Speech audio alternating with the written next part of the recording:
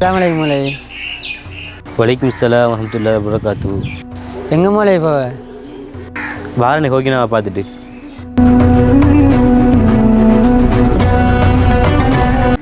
அஸ்ஸலாமு ஹோக்கினானா.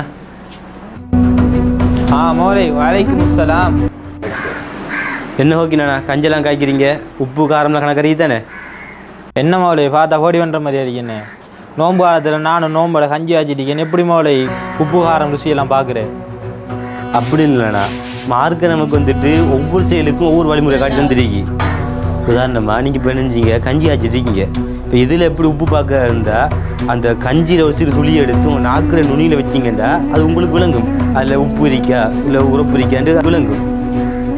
இந்தியிலிருந்து இந்த விஷயத்தை நான் பின்பற்றி கொள்கிறேன்.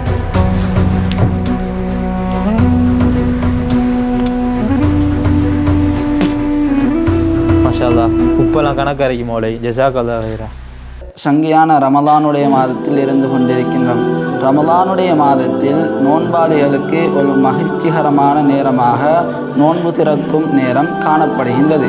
அந்த நேரத்தில் நோன்பாளிகள் என்ன செய்ய வேண்டும் என்றால், நேரத்தை வீணடிக்காமல் ஒரு இபாதத்தான நேரமாக இருப்பதால் உங்களுக்கு என்ன துவாக்கள் கேட்க வேண்டுமோ அத்தனை விதமான துவாக்களையும் நீங்கள் கேட்கலாம்.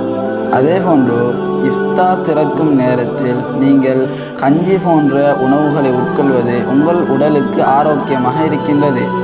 நீங்கள் ஆபத்தான உணவுகளை முற்றாக தவிர்த்து கொள்வது மிகவும் சிறந்ததாக காணப்படுகின்றது.